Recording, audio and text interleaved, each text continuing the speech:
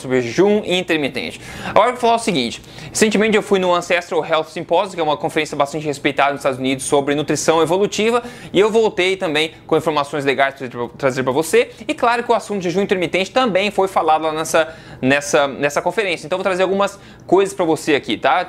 A palestra sobre isso lá foi dada pelo Jake Jacobson, que falou sobre isso, uma pessoa de 73 anos que vem estudando bastante, vem praticando jejum intermitente há muito tempo, tá? Primeiro, antes de tudo, antes de falar desse assunto que é tão badalado por aí, tem gente chamando até de dieta de jejum intermitente. Primeira coisa, jejum intermitente não é dieta, tá? Não é dieta. Põe abaixo esse mito. Se você lê dieta intermitente, é balela. Isso é mito. Dieta tem a ver com alimentação. Jejum intermitente tem a ver com não se alimentar. Por definição, jejum intermitente é o oposto de dieta. Então, se você vê dieta jejum intermitente, isso é balela. Não respeite esse tipo de informação, ok?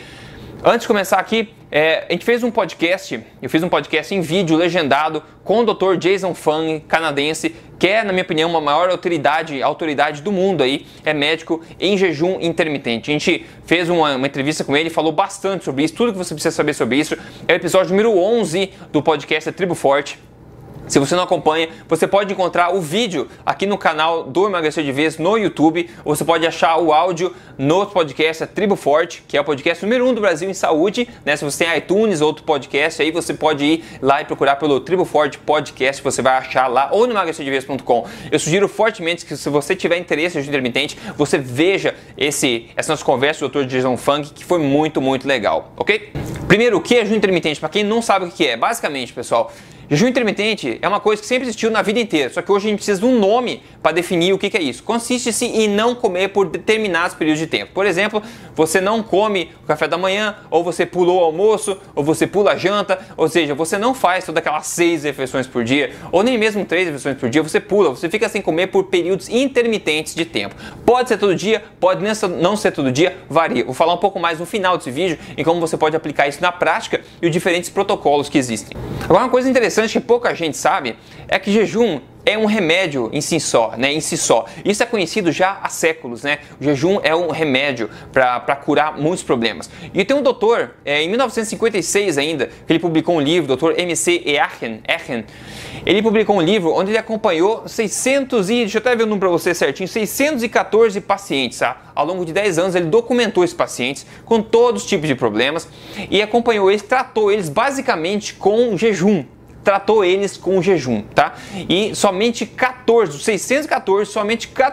pacientes não se curaram dos seus problemas. E aqui eu estou falando de doenças do tipo pressão alta, anemia, bronquite, doença renal, tumores benignos, doença cardíaca, asma, úlceras, câncer, esclerose múltipla, diabetes, e a lista vai e vai, ok?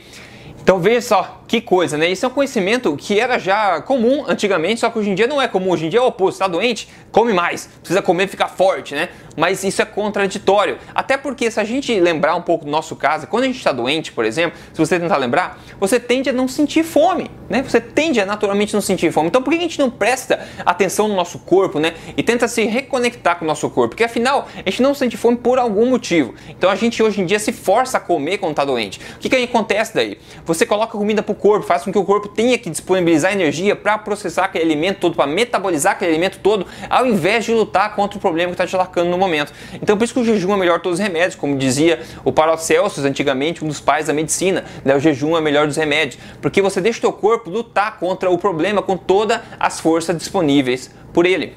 Outra coisa é que nossos genes do nosso corpo, nosso DNA, nós não estamos adaptados a comer tão frequentemente como a gente faz loucamente hoje, com essa balela toda de tem que comer 6 vezes por dia. Isso tudo é porcaria de informação, isso não tem base científica nenhuma, isso está fazendo mal à população. Prova que está funcionando é que nós estamos em níveis recordes de doenças, obesidade, etc. Então quanto mais a gente come, mais problemas a gente tem nesse sentido. Análise de tribos caçadores e colhedores antigamente, pessoas que viviam da terra mesmo, né? Antigamente, no mundo antigo, análise desse tipo de pessoa, a gente vê que o sistema, a frequência de alimentação deles é bastante caótica, né? Não tem almoço, janta, café, tudo certinho, cada hora feita. A pessoa tem que colher, tem que ir lá caçar o bicho para poder comer. Então era muito comum essas pessoas ficarem 3, 4 ou mais dias até sem comer, com um jejum bastante prolongado antigamente. Então nosso corpo ele está sim adaptado ao longo de milhares de anos, centenas de milhares de anos e milhões de anos a não comer toda hora, a ficar inclusive extensos períodos de tempo, né, sem comer. A gente é adaptado a isso. Agora a gente não é adaptado a comer a cada poucas horas. Isso a gente não é adaptado. Inclusive para jejuns mais longos, né? Tem estudos que mostram aí que a gente tende a desenvolver um maior foco mental, maior energia, né? E tendo isso em vista na questão evolutiva, evolucionária, ancestral, a gente vê que os caçadores e colhedores, ao ficarem 3 ou 4 dias sem comer, eles ficavam mais sharp na mente deles, ficavam mais alertas, mais energéticos, porque eles conseguiam caçar melhor, eles ficavam mais aptos a caçar para tentar achar aquele alimento. Se a gente pensar um pouco, a natureza não é estúpida, né? A natureza é muito inteligente, né? A gente que tenta ser espertinho demais, mas a natureza já pensou em tudo isso ao longo de milhões de anos. Se a gente fica sem comer 1 dia, 2 dias, mas a gente está na floresta, no meio de uma tribo lá, sem caçar teu alimento ou pescar teu alimento. Se você fica sem comer, não pesca nada, não caça nada por 2 dias e você começa a sentir para baixo, e mais cansado e não consegue nem levantar da cama com todos os problemas, você vai morrer, né? Você vai morrer. Porque se você não caçou, não colheu nada, não caçou nada, não pescou nada em 2 dias que você tinha energia, no terceiro e no quarto dia que você não vai caçar nada mesmo, que está mais cansado. Então a natureza sabe disso. Então o que acontece quando você está com um jejum prolongado, 2 dias, 3 dias, 4 dias, por exemplo, é que a natureza, né, o teu corpo ele te dá um boost, dá um turbo de motivação, de foco, de adrenalina, de energia para você correr atrás do alimento e pegar o alimento que você precisa. Então é o oposto do que a gente tende a achar que a ciência mostra. A gente não fica cansado, é muito oposto, a gente se sente mais alerta, mais apto ao longo desses jejuns mais longos. E agora tem alguns processos do corpo, né, que são benéficos à saúde, que acontecem quando você dá uma folga para a alimentação e pratica um jejum intermitente, por exemplo. Entre eles está a autofagia, né, que é o processo do próprio corpo de se canibalizar no bom sentido, digamos, né, comendo as células ou se desfazendo das células que não importam mais, estão meio estragadas, não estão em boa forma, recuperando elas, arrumando elas. Tem também a questão das protein scavenging, que é a questão de você limpar as proteínas problemáticas, proteínas que ficam no corpo flutuando e que estão problemáticas, o corpo dá uma limpeza, passa a vassoura nessas proteínas também. Tem a questão também de resetar, né, de renovar os teus sinalizadores e transmissores e receptores da sensação de apetite e saciedade do corpo. A gente perde a conexão com isso, né? Com o jejum você tende a recuperar a conexão com seus transmissores e receptores de jejum, de apetite também e saciedade. E ainda assim, a própria baixa de glicose do seu sangue, né? Quando você não tem teu sangue inundado com glicose, mas ainda assim manter o nível normal, porque então a glicose vai ser mantida no nível normal com o jejum, independente de ser longo ou não, o teu corpo sabe manter o nível de glicose. O nível de glicose adequado no corpo é relacionado à prevenção de muitos problemas e luta também contra câncer, por exemplo. Que o câncer, as células cancerígenas, elas não metabolizam bem outros combustíveis senão glicose. Então se a glicose estiver baixa, normal, reguladinha no sangue, o câncer vai tentar sofrer, a faltar energia para ele por causa disso. E também aumento da proteína BDNF no teu cérebro, que é relacionada também à saúde cerebral, uma proteína bastante importante que acontece, aumenta em incidência com a prática de jejum. O aumento da proteína SIRT, também SIRT, que ela é relacionada à estrutura celular e ela suprime, né, ela evita o desenvolvimento de tumores, ela também é relacionada à reparação de tecidos, de células também. Tem várias coisas boas que acontecem durante o jejum. Mais uma coisa ainda, o pessoal que tem aquela barriga grande, aquela gordura visceral, por exemplo, que é a gordura mais perigosa entre os teus órgãos, aquela barriga de cerveja que a gente fala, aquela barriguinha assim, você pode até magro o resto do corpo, mas tem aquela barriga pra frente, né, proeminente assim na frente, é muito perigosa.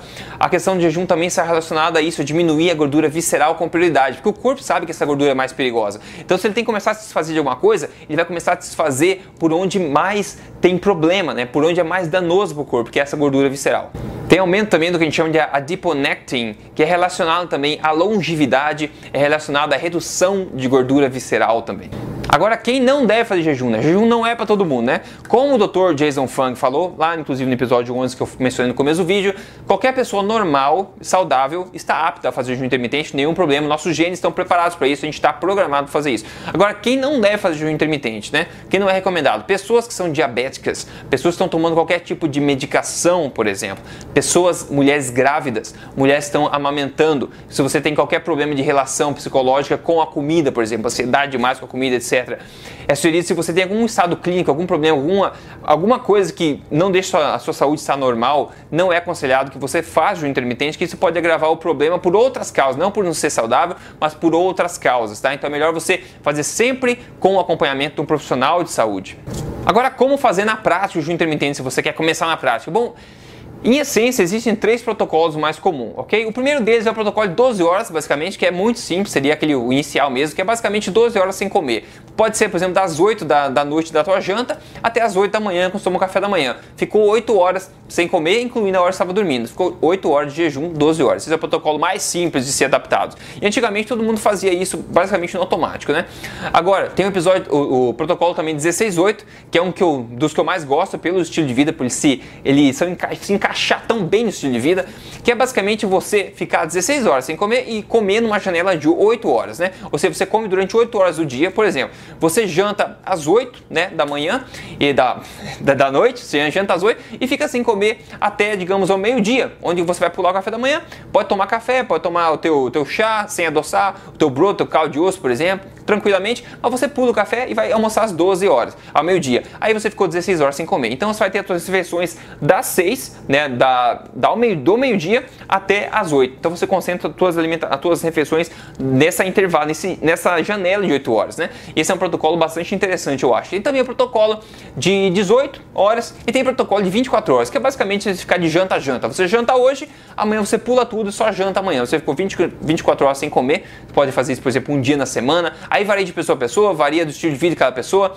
Uma coisa muito importante: se você está com a sua alimentação desregulada, você não está seguindo uma alimentação forte, uma alimentação correta, e você está acima do peso, né? Você vai tentar seguir o jejum intermitente com a primeira intervenção, a primeira coisa que você vai fazer, vai ser bem mais difícil para você, porque o teu corpo está adaptado a se alimentar de glicose, a receber comida muito frequentemente. Então a minha dica, né, é sempre assim: você primeiro implemente, regularize uma alimentação correta no seu dia a dia, como uma alimentação forte que a gente tanto fala. Implemente isso, siga por umas semanas, né, para o teu corpo se adaptar. Depois disso, você começar a incluir o jejum intermitente, vai ser uma coisa muito tranquila, vai ser muito tranquilo. Uma vez seu corpo está adaptado a queimar gordura, né, o metabolismo está regulado, teus hormônios são regulados, você vai conseguir ficar sem comer, fazer o teu jejum muito tranquilamente. Você vai até se surpreender em quão fácil que é obter todos os benefícios, né? Então minha dica é que você primeiro regularize sua alimentação, depois comece a implementar a questão do jejum intermitente.